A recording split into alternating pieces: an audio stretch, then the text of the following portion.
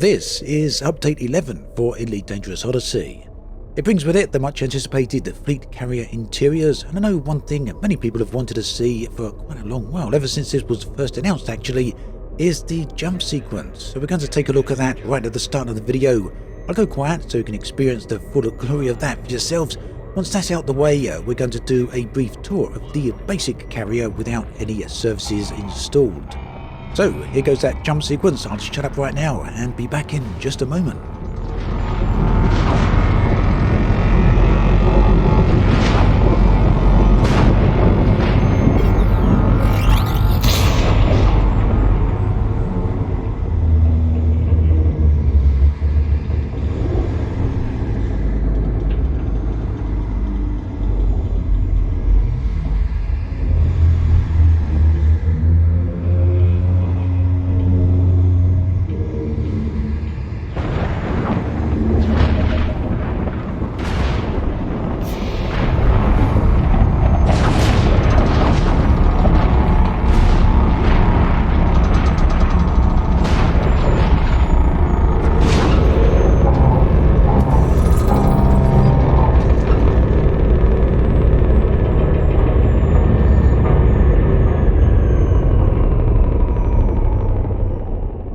Okay, exiting the hyperspace portal there was very nice indeed. Some stunning lighting sequences there, and of course the audio department have really knocked it out of the park yet again. They always seem to manage to do that, so nice touches there. With that jump sequence out of the way then, let's get on with a tour of the rest of the carrier.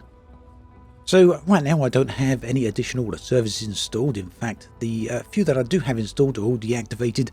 Meanwhile, additional features such as a shipyard and the spacebar, what else? The universal cartographics, all of those things, those are going to need to be installed. So I'm going to need to head to a fleet carrier administration star system in order to do that. So keep an eye out for that. We'll do that in the next video. In this video though, I want to show you what a fleet carrier looks like in its default state.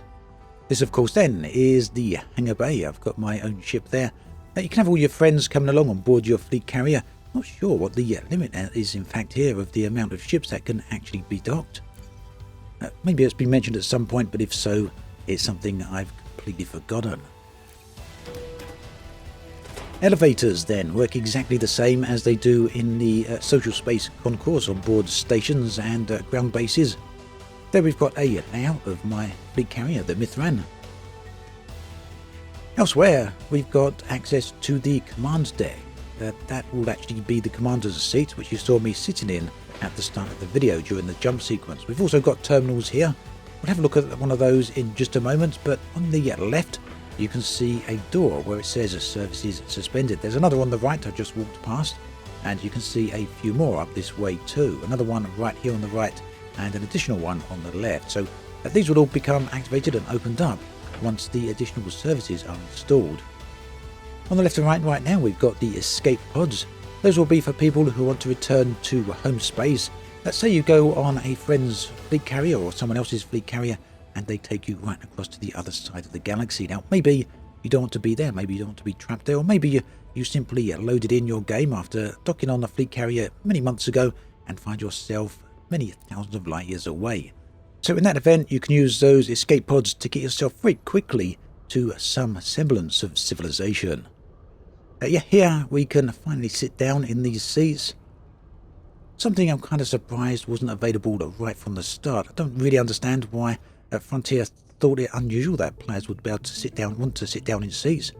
But there you go, this is an MMO after all, an open world game, and generally it's a done thing that you can interact with seats and other such objects, but finally, that is an option for those that want to do it.